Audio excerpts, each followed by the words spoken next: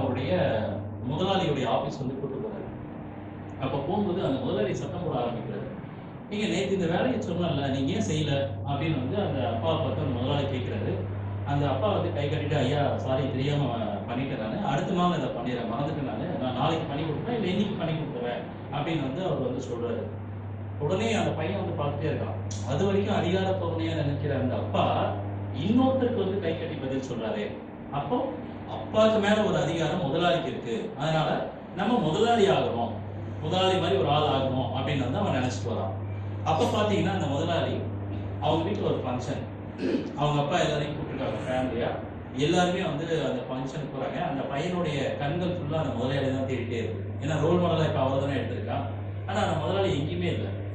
Building எல்லாம் உள்ள மேல கீழே செகண்ட் ஃப்ளோர் எல்லாத்துலயும் தேடி பார்க்கறான், எங்கேயுமே இல்லை. என்னடா முதலாளி காலமே அப்படின்னு பார்க்கும்போது வெளியில ஒரு சின்னதா ஒரு ரூம், ஒரு அவுட் ஹவுஸ் ஒரு சின்னதா இருக்கு. அங்க போய் அங்க இருக்காரான்னு பார்க்கலாம் அப்படின்ட்டு லைட்டா ஜன்னலை எப்படி பார்க்கறான். அப்ப பாத்தீங்கன்னா அந்த முதலாளி கை கட்டிட்டு இருக்காரு. அவர் எதிரில ஒரு வெள்ளை வெட்டி வெள்ளை ஷர்ட் போட்டவர் வந்து கேள்வி கேட்டுட்டு இருக்காரு. இவர் பையனுக்கு பதில் சொல்லிருக்காரு. இந்த பையனுக்கு ஷாக். என்னடா அப்பா மாதிரி அதிகாரமாகலாம் நினைச்சோம், ஆனா அப்பாவே வந்து ஒரு முதலாளிக்கு பயந்தாரு. சரி, இந்த முதலாளி மாதிரி ஆகலாம் அப்படின்னு நினைக்கும் போது இந்த முதலாளி வேற யாருக்கும் பயந்துட்டு இருக்காரு. நம்ம யாருக்குமே பயப்படக்கூடாது, எல்லா கம்ப்ளீட் அதிகாரம் சர்வ அதிகாரமும் நம்ம கையில தான் இருக்கணும், அந்த மாதிரி ஒரு ஆள் ஆகணும். அது என்ன ஆகணும் அப்படின்னு வந்து அவன் யோசிக்கிறான். குட்டி பையன் இல்லையா, அவனுக்கு விட வந்து கிடைக்கல. அவன் கிளாஸ்ல வந்து டாப்பர், நல்ல அட்டென்டிவா இருக்கக்கூடிய பையன். அன்னைக்கு பாத்தீங்கன்னா கிளாஸ் சரியா அவனால அட்டன் பண்ண முடியல, உட்காந்துட்டே இருக்கான். ஆனா அவனுடைய எண்ணங்கள் ஃபுல்லாமே வந்து வெளியில இந்த விஷயத்துல யோசிச்சுட்டே இருக்கு. இந்த டீச்சர் பாக்குறாங்க, நல்ல பையனாச்சே, ஏன் இன்னைக்கு கிளாஸ் வந்து அட்டென்டிவா இருக்க மாட்டேங்கிறான், ஏதோ அவனுக்கு பிரச்சனை இருக்கு, சரி நம்ம சால்வ் பண்ணலாம் அப்படின்ட்டு அந்த டீச்சர் போய் அந்த பையன் கிட்ட கேட்குறாங்க, என்னாச்சு உனக்கு அப்படின் போது அவன் நடந்து சொல்றான். அதிகாரத்தில் எங்கள் அப்பா மாதிரி ஆகணும்னு நினச்சேன், ஆனால் அதுக்கப்புறம் எங்கள் அப்பா பயந்தாரு. முதலாளி மாதிரி ஆகணும்னு நினச்சேன், முதலாளி பயப்படுறாரு. இப்படியே போயிட்டே இருந்தோம்னா யாரோ யாருக்கோ ஒருத்தர் பயந்துட்டே இருப்பாங்க, கடைசி ஒரு ஆள் மட்டும் தான் இருப்பாங்க யாருக்குமே பயப்படாம. அவர் மாதிரி ஆகணும்னா நான் என்ன பண்ணணும், அவர் யாரா இருக்கணும் அப்படின்னு வந்து அந்த பையன் கேட்கலாம். டீச்சருக்கும் பதில் தெரியல. ஆனா அப்பத்துக்கு அந்த பையன் படிக்கணுமேங்கிறதுக்காக, நீ ஒன்றும் இல்லை, இந்த நாட்டுக்கு ராஜா ஆயிடும், முழு அதிகாரமும் உன் கையில தான், நீ யாருக்குமே பயப்பட வேண்டிய அவசியம் இல்லை அப்படின்னு வந்து அந்த பையனுக்கு சொல்றாங்க. டீச்சர் சொன்னதை ஒரு பெரிய வேலை வாக்கா எடுத்து அந்த பையன் ராஜாக்குள்ளானது என்ன, நல்ல ஒரு அறிவு கூர்மை இருக்கணும், அதுக்கப்புறம் உடல் வலிமை இருக்கணும், எல்லாமே நல்லா கொண்டு வரான். அந்த சிறுவனாரும் வளரான், இளைஞனாராம், ராணுவத்தில் போய் ஜாயின் பண்ணலாம். ராணுவத்தில் ஜாயின் பண்ணிட்டு அந்த டைம்ல பார்த்தீங்கன்னா அந்த நாட்டுக்கும் பக்கத்து நாட்டுக்கும் பயங்கரமான சண்டை. கிட்டத்தட்ட இந்த நாடு, அந்த இளைஞனுடைய நாடு வந்து தோக்கிற விளிம்பில் இருக்கு. அப்போ நிறைய புதிய புதிய திட்டங்கள் கொடுத்துட்டு அதை இம்ப்ளிமெண்ட் பண்றாங்க. அது வரைக்கும் தோத்து போகும் அப்படின்னு நினைச்சிட்டு இருந்த அந்த நாடு ஜெயிக்குது. அதுக்கு மக்கள் எல்லாமே இது ஜெயிச்சதுக்கான மிக முக்கிய காரணம் இவர் தான். அதனால இவர் தான் இந்த நாட்டுக்கு ராஜா அப்படின்னு அறிவிக்கிறாங்க. அவர் யாரும் இல்லை, மாவீரன் நெப்போலியன். சரிங்களா?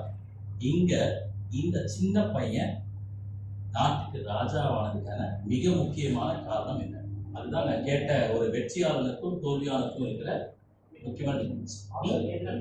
ஒரே நிமிஷம். என்கரேஜ் பண்ணது, ஆசை, கமிட்மெண்ட், புதிய யுக்திகளை இம்ப்ளிமெண்ட் பண்ணது. யாரோ ஒருத்தர் ஆன்சர் சொன்னாங்க, ஆனா இந்த வாட்டி சார் அப்படியே கொஞ்சம் ஏந்து வெளியே வந்துடாமே.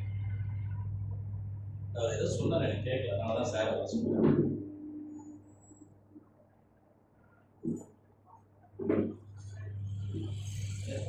எண்ணம் கேட்டீங்களா?